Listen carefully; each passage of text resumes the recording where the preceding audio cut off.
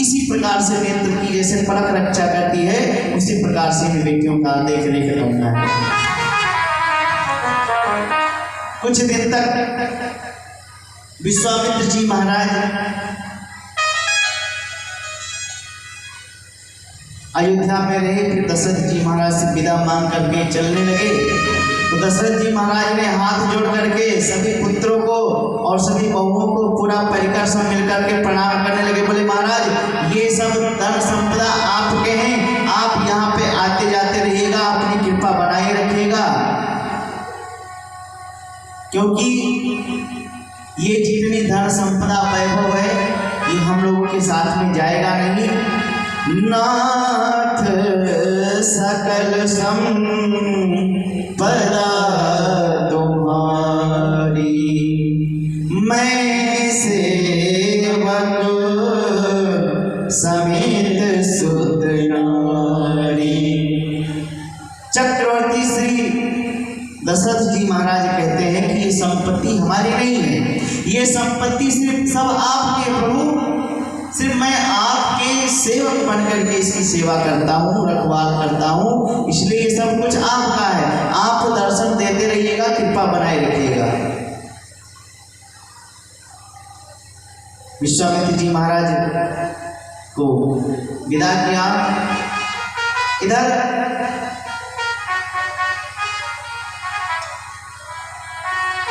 गोस्वामी तुलसीदास जी महाराज बालकांड को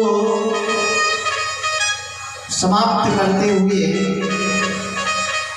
एक छंद कहते हैं कि निज गिरा पावन करण कारण राम जस तुलसी कहो रघुवीर चरित अपार बारिद पार कर कौटिल उपनीत व्याहु छा मंगल सुनिज सादर गावहि वैदेही राम प्रसाद ते जन सर्वदा सुख पावहि।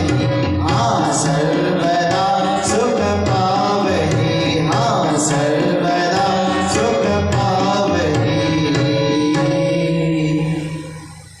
ये राम सीताराम के विवाह का जो प्रसंग प्रेम से वक्ता गाएगा अथवा श्रवण करेगा, जो गाएगा जो श्रवण करेगा उसको सर्वदा सर्वकाल उसको सुख प्राप्त होता रहेगा, ये फलश्रुति बताया।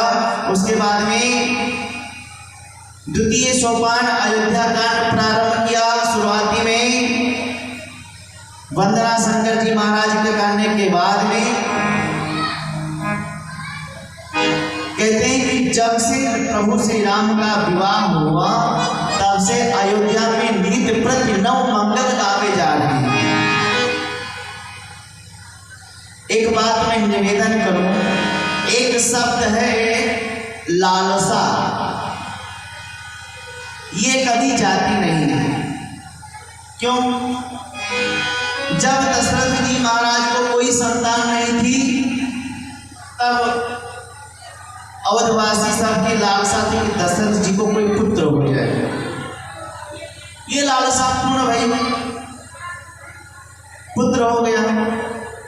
अब दूसरी लालसा जागे तो भाई क्या कि यदि इनका यज्ञोपवीत संस्कार होता उपनयन तो हम कितने आनंद से इनको देखते। भगवान की कृपा से यज्ञोपवीत संस्कार भी पूर्ण भैया, पढ़ करके लौट करके आए। अब दूसरी लालसा जागृत हो गई क्या, यदि इनके विवाह को हम इन नयनों से देख लेते तो कितना आनंद आता। विवाह भी देख लिया, अब लालसा और जागृत हो गई क्या, यदि इन अपने नेत्रों से राम को और जानकी को सिंहासन पर विद्यमान देख लेते तो कितना आनंद आता। ये कभी किसी का नहीं जाता है। एक आएगा तो दूसरे के लिए फिर मन में खटकने लगा, ये होता तो अच्छा था। पहले पैदल चल रहे थे, पैदल चलते चलते जब भगवान की कृपा हुई साइकिल हो गई तो मन में विचार आया मोटरसाइकिल होती तो अच्छा रहता। मोटरसाइकिल भी हो जाती है तब कहते हैं कि अब 4 व्हीलर आ जाता तो और अच्छा रहता। फिर उसके बाद में सोचते एक अच्छा मकान होता जिसमें ड्राइंग रूम होते, खूब फर्श इत्यादि लगे होते सब। यानी कि ये लालसा जो होती है ये खत्म नहीं होती। आज अवधवासियों के भीतर यही हो गया कि राम को राजा के रूप में यदि हम देख लेते तो कितना अच्छा रहता। सबके ओर अभिलाष अस काय मनाय महेश। क्या चाहते हैं आप अछत युवराज पद, राम ही देव नरेश, राम ही देव नरेश। यदि महाराज राम को राजा बना देते तो हम अपने नेत्रों से देख करके धन्य हो जाता। ये भी अभिलाष दशरथ जी महाराज ने पूर्ण करना चाहा।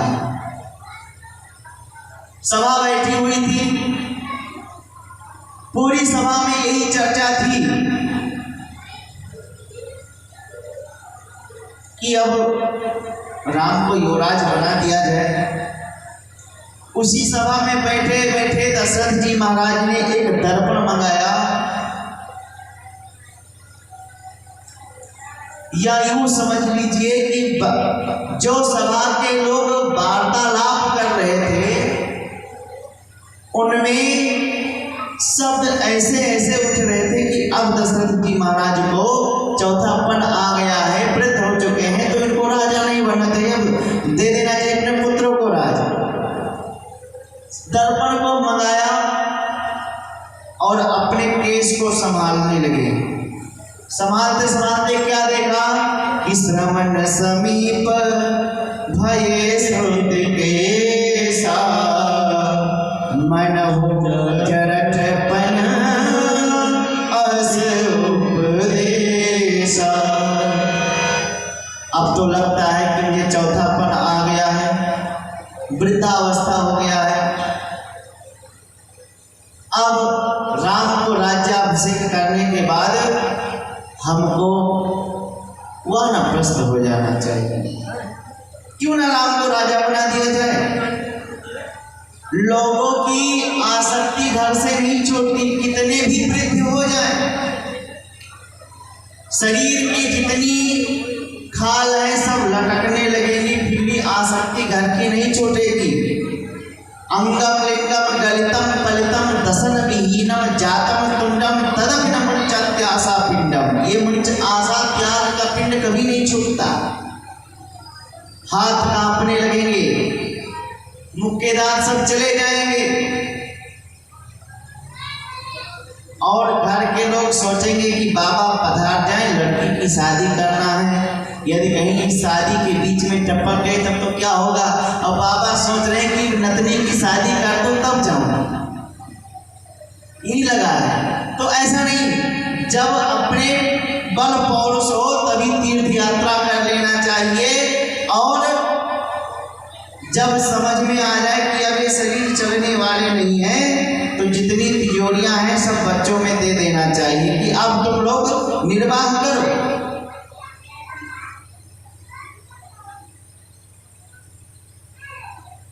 एक सेठ थे, वृद्ध थे, उनके 4 पुत्र थे। तो जब चारों ने आपस में विचार किया, क्योंकि बैठता नहीं था, तो चारों ने कहा ठीक है 3 महीने पिताजी को हम अपने पास में रखेंगे, 3 महीने तुम रखना, 3 महीने तुम और 3 महीने तुम रखना, साल भर निकल जाएगा। अब वो सेठ जो था थोड़ा तंदुरुस्त था, पंचायत बैठी, पंचायत में यही पारित हो गया। सेठ जी महाराज सब नीचे के चुपचाप सब कुछ सुनते रहे, ठीक है कहने दो। जब पंचायत का निर्णय हो गया कि 3-3 महीने अपने चारों पुत्रों के पास में रहेंगे, जब पंचायत पंच लोग चलने लगे, बड़े जोर से आवाज में कहा, ए पंचों, नहीं रुक जाओ, बैठो बैठो यहाँ बैठो। हाँ बताओ। बोले तुमने यहाँ पे क्या निर्णय किया है? बोले यही क्या कि 3-3 महीने अपने चारों पुत्रों के साथ में रहो। बोले सुनो, अभी 3 महीने रहने का नहीं, ये घर, ये बंगला, ये धन संपत्ति हमारी है। मैं अपना निर्णय सुनाता हूँ कि 3 महीना छोटे बच्चे को पास में रखूंगा, फिर 3 महीना मझले को, 3 महीना तीसरे नंबर वाले को, और फिर 3 महीना चौथे नंबर वाले को रखूंगा, और बाकी 9 महीना ये कहीं पे रहे, हमसे नहीं बदलेगा। ये बताओ क्या माता पिता को हम लोग बांट दें? नहीं बांटना चाहिए, क्योंकि उन्हीं का तो धन है, हम लोग उनमें हिस्सा बटा रहे हैं। जब तक बल है पिताजी की सेवा करो, पिताजी पे ये ना करो कि पिताजी बड़े भाई में रहे या मझले भाई में रहे, नहीं तो ऐसे कहीं हो गया तो फिर जीवन ऐसे यापन करना पड़ेगा। वो सीताराम जाने, बोलो राधे राधे। तो जब चौथापन आए तो प्रसन्नता से बड़े पुत्र को राज दे देना चाहिए, अथवा 4 जितने भी संतान हो सब में बांट देना चाहिए। भगवान ने जब दशरथ जी ने देखा कि ये तो मेरे केस पक रहे हैं, तो अब ये जलपुपन एकदम वृद्धावस्था आ गया है, इसलिए राम को युवराज बना देना चाहिए। दशरथ जी महाराज दौड़ करके अपने गुरुदेव वशिष्ठ जी के पास में गए। वशिष्ठ जी से कहा, गुरुदेव मैं आपसे निवेदन करना चाहता हूं कि राम को युवराज बनाना है, कोई तिथि बताओ, कोई अच्छा मुहूर्त बताओ। वशिष्ठ जी महाराज हंसने लगे, अरे राजन, अरे तुम तिथि पूछ रहे हो, मुहूर्त पूछ रहे हो, अरे सुदिन सुमंगल हो ही जब राम हो युवराज। अरे जिस दिन राम राजा बनेंगे वही दिन सुंदर, वही शुभ मुहूर्त होगा। अच्छा, और ये भी कहा कि पेग विलंब न करियन साजिय सब ये समाज, सुदिन सुमंगल तब ही जब राम हो ही युवराज।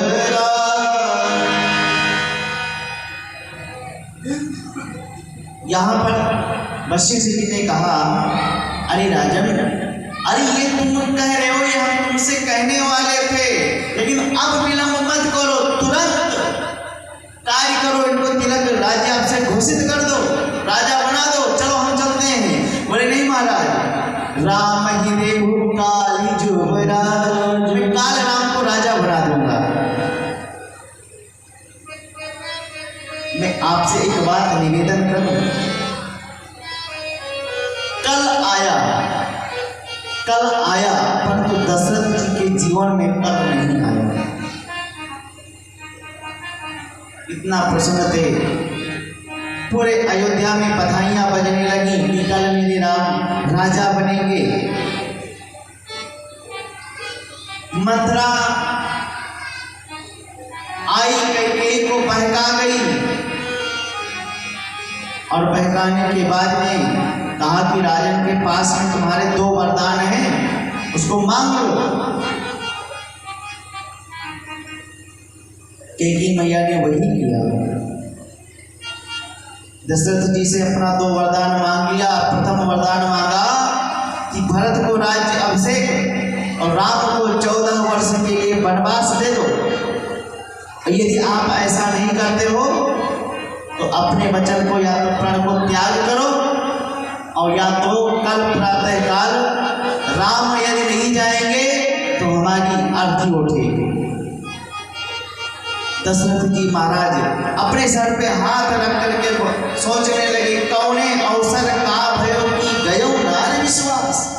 अरे हमने ऐसा कौन सा अवसर पे इनसे आकर के बात कही कि हमने नारी के वचनों पर विश्वास कर लिया, ये दुष्टा के वचनों पे विश्वास कर लिया। अरे राम ही तो हमारे प्राण हैं। परंतु जब कैकेयी जी ने अपना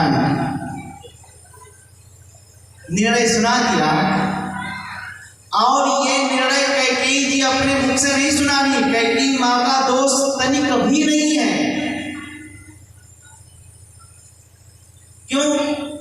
क्योंकि ये राम जी में और मां कैकेयी में मिली भगत है।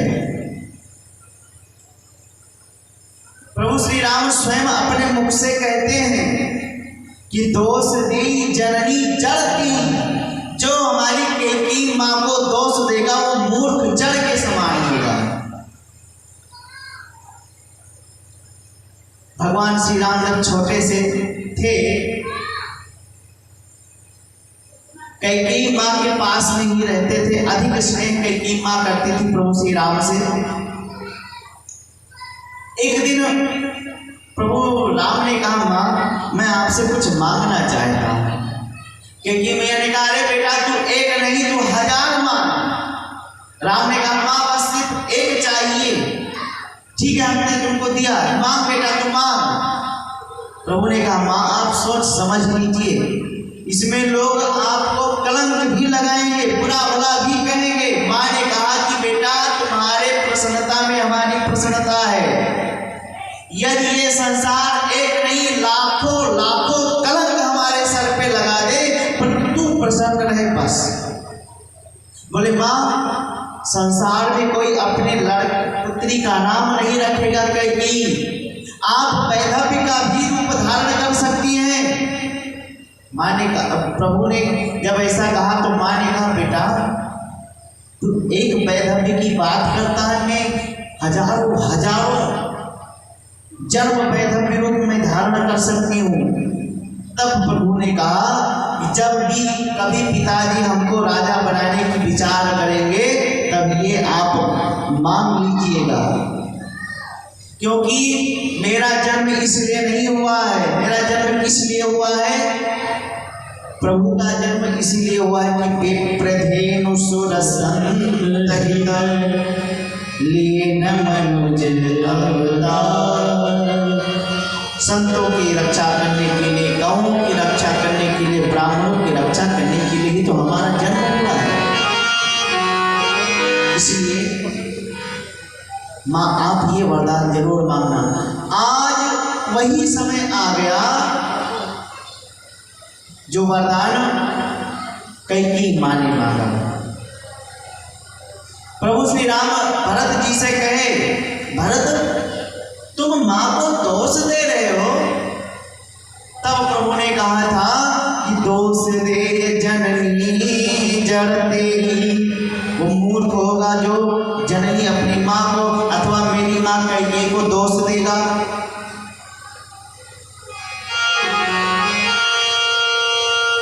जब राम जी ये सुने थे कि मैं राजा बनूंगा कल, तो बहुत चिंतित हो गए। क्यों चिंतित हो गए? कि विवाह, हम चारों भाइयों का जन्म एक साथ भया, एक साथ जनेऊ हुआ, पढ़ने के लिए गए, एक साथ विवाह भया। आज राजा बनने के लिए मैं जा रहा हूँ अकेले अकेले। ये सोच करके प्रभु बहुत चिंतित हो गए। और जब ये सुना कि हमको बन जाना है, तो प्रभु नाचने लगे।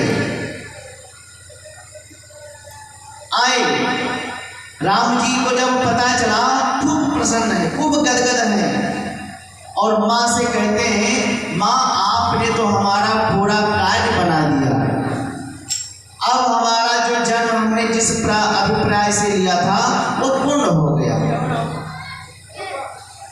राम जी कहते हैं कि सुनो जननी सोई और सुत बड़ भागी, जो पितु मात बचन अनुरागी।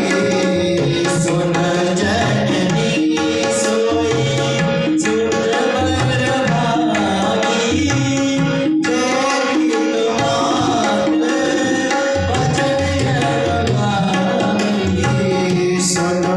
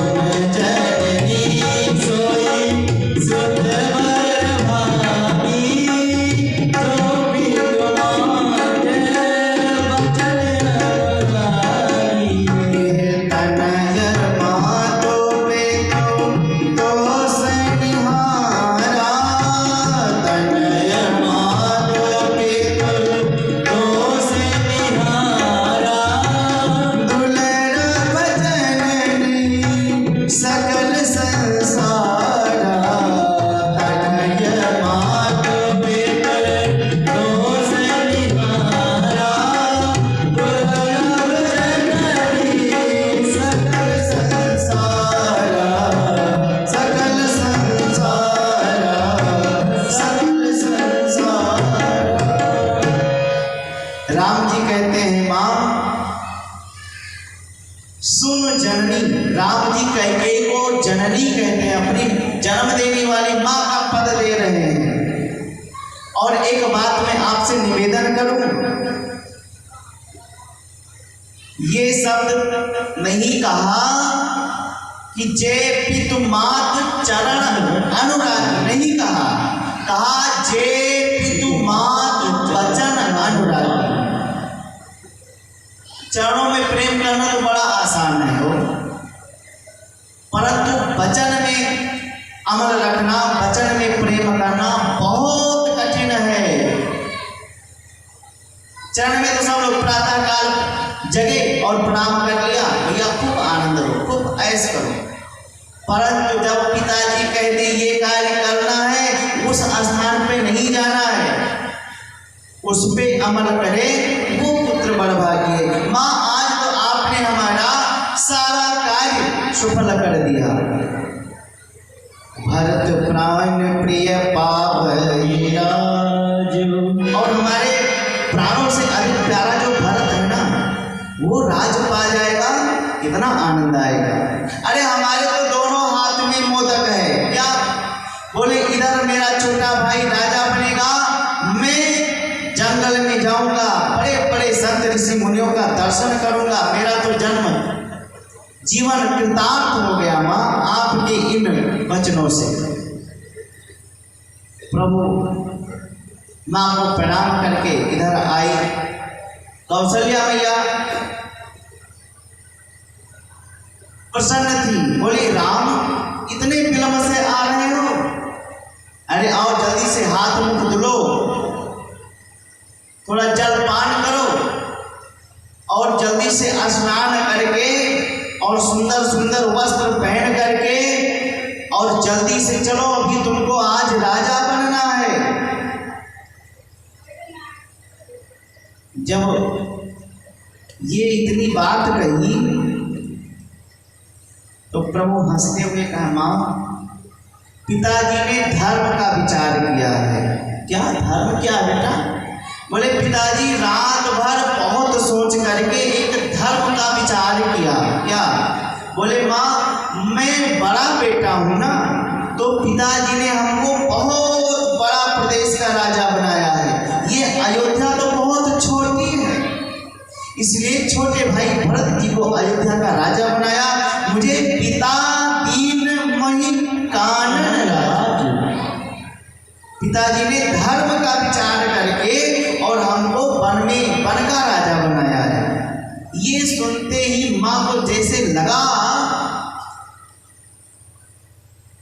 कि कोई हृदय में सूर्य भूख दिया हो। प्रभु हंसते हुए माँ ने कहा अरे बेटा राम ये तो कैसी बातें कर रहा है? बोले माँ मैं सत्य कह रहा हूं।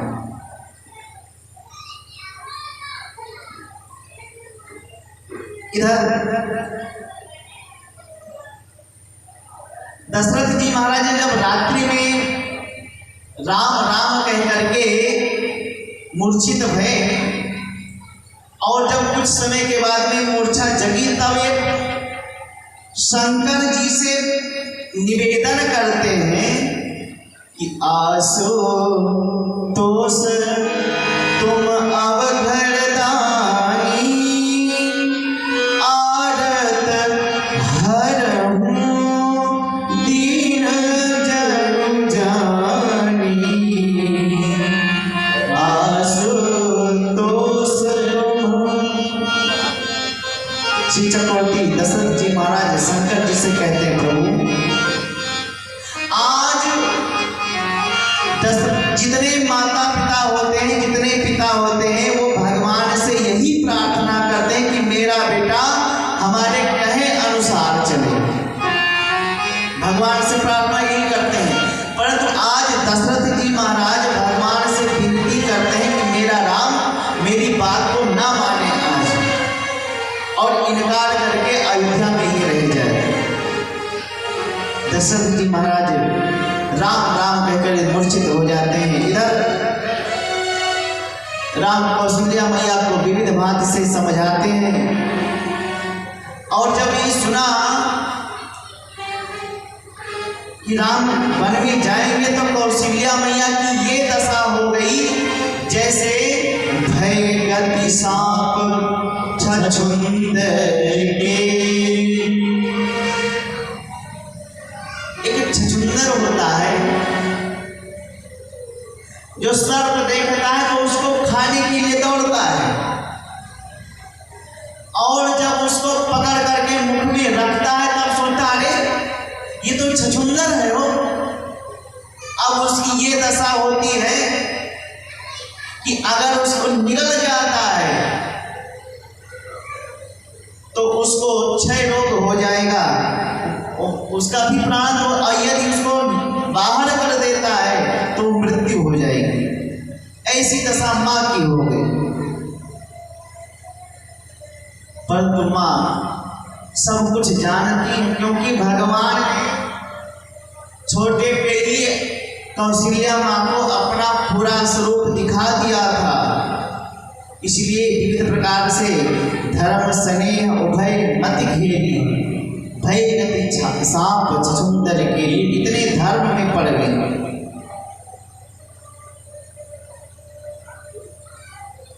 भगवान ने कहा कि मुझको वन जाना है। कौशल्या मैया ने कहा अच्छा ये बताओ कि तुम्हारे पिताजी का आदेश है? बोले नहीं, पिताजी तो मूर्छित अवस्था में है, कुछ बोल ही नहीं पाए। कई माँ ने कहा है उनके आदेश के अनुसार मैं वन में जा रहा हूँ। जब ये सुना तो कौशल्या मैया ने कहा ठीक है, यदि पितु आयस सब धर्म तुम्हारा, अब तुम जाओ, ये धर्म तुम्हारा है। यदि तुम्हारे पिता की आज्ञा होती कि तुम वन जाओ तो मैं बड़ी रानी हूँ, मैं अपने अधिकार से तुमको वन जाने से रोक लेती।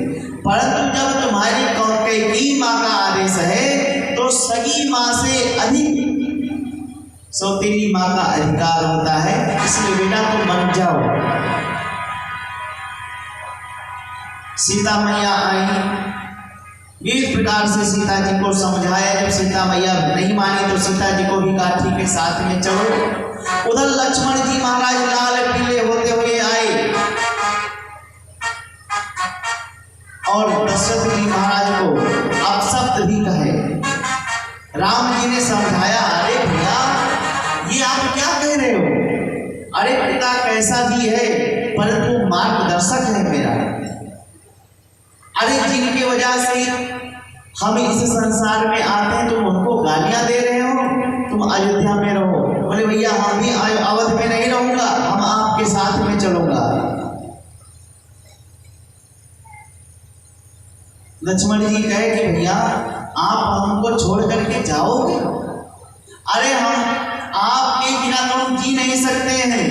यदि आपको जाना ही है तो धनुष बाण उठा करके इस लक्ष्मण का वध कर दीजिए या तो अपने साथ में ले लीजिए।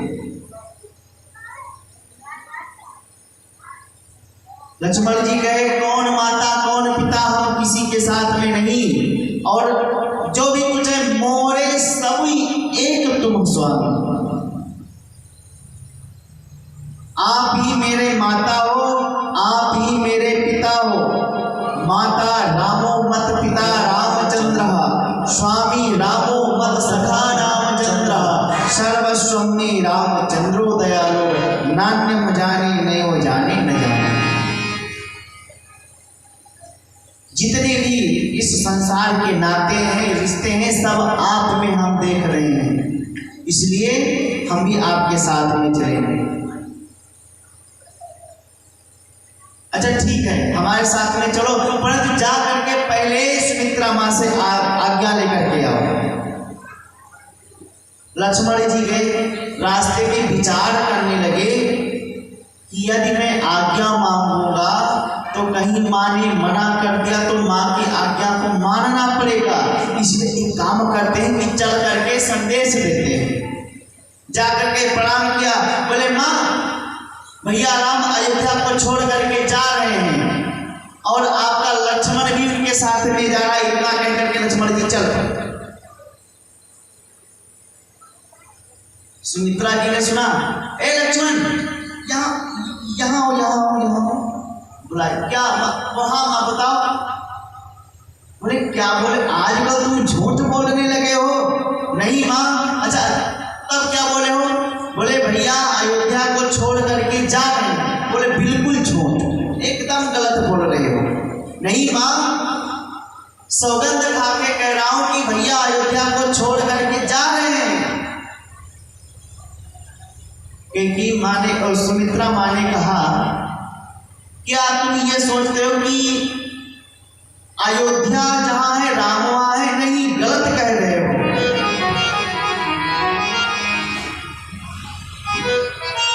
राम जहां पे रहेंगे, आज अयोध्या में राम है तो अयोध्या है। जब राम बनने चले जाएंगे तो ये अयोध्या नहीं रह जाएगी, ये श्मशान हो जाएगी। राम जहां पे रहेंगे वही अयोध्या है। तुम झूठ क्यों बोल रहे हो? अवध जहां राम निवास हो, तहां दिवस जहां भान उदास। तुम हमसे संदेश देने के लिए आए हो? अच्छा ठीक है, जा रहे हो जाओ, परंतु आज से मैं तेरी माँ नहीं। लक्ष्मण जी कहे माँ आप ये क्या कह रही हैं? हाँ मैं सत्य कह रही हूँ, आज से मैं तेरी माँ नहीं हूँ। जाओ, तात तुम्हार मात वैदेही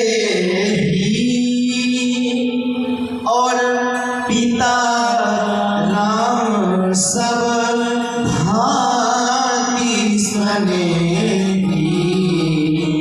तात तुम्हारे, आज के बाद में जानकी तुम्हारी माँ और राम तुम्हारे पिता। इसलिए कहा कि कभी हमको याद ना करें और राम के सेवा में कोई विघ्न उत्पन्न हो जाए, इसलिए आज के बाद में हमको याद ही मत करना। लक्ष्मण जी प्रसन्न होकर के प्रणाम करके दौड़ते हुए आए। बोले भैया चलो। प्रभु मैया और भैया के साथ में तैयार होकर के सजीवन साज समाज सब बनिता बंधु समेत पंडित विप्र गुरु चरण प्रभु कर चले सब ही आजे। कर चल सब ही आजे। प्रभु मैया और भैया के साथ में चल पड़े। कहाँ? गुरु जी के स्थान पे गए, प्रणाम किया और ऐसे चले कि जितने अवधवासी थे लगा कि सब अचेत हो गए। दशरथ जी महाराज सुमंत जी से कहा कि जाओ 2-4 दिन जंगल का परिभ्रमण करा करके और विविध प्रकार से समझा बुझा करके जंगलों का दर्शन करा करके इनको वापस ले आना। राम प्रभु के पास में सुमंत जी रथ को लेकर के आए। प्रभु नंगे पांव गए थे गुरु जी का दर्शन करने के लिए। पूरा अवध समाज प्रभु के साथ में चल पड़ा। प्रभु रथ पे विद्यमान हुए और चलते चलते पहुंच गए तमसा नदी के तट पर। रात्रि का विश्राम भया यहीं पर। अर्धरात्रि में प्रभु ने अपनी माया को अपनी बुला करके और कहा कि ऐसा कर दो कि जितने अवधवासी सब घोर निद्रा में हो जाएं। माया ने वही किया। सुमंत को प्रभु जगा करके कहे कि इस प्रकार से रथ को घुमाओ कि अवधवासियों को पता ना चले। खोज मारी रथ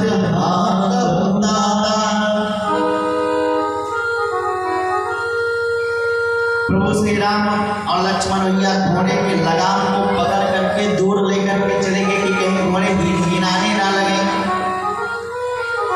विविध प्रकार से घुमा घुमा करके सुमंत जी रथ को निकाले। प्रातः काल गया, सब अवधवासी जगे और जब राम से अपने आप को विहीन पाया तो ऐसा लगा कि लगता है ये लोग जीते जी मृत्यु के गाल में चले गए हैं।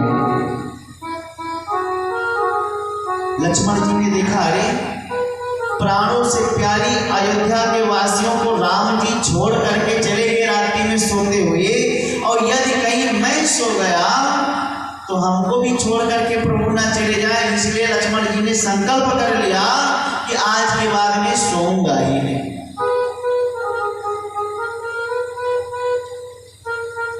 इधर भगवान पहुंच गए सिंहवेरपुर। निषाद को जब पता चला, दौड़ करके आए। निषाद जी को प्रभु ने अपने हृदय से लगाया, बोले मित्र, हम वन में जा रहे हैं, इसलिए आपका नगर निकल में आया तो सोचा आपसे मिलता हुआ चलो। निषाद जी ने कहा, प्रभु, अरे आपको 14 वर्ष का वनवास मिला है कि अपने नगर से दूर रहो ना, तो अयोध्या की सीमा यहाँ से समाप्त हुई। अब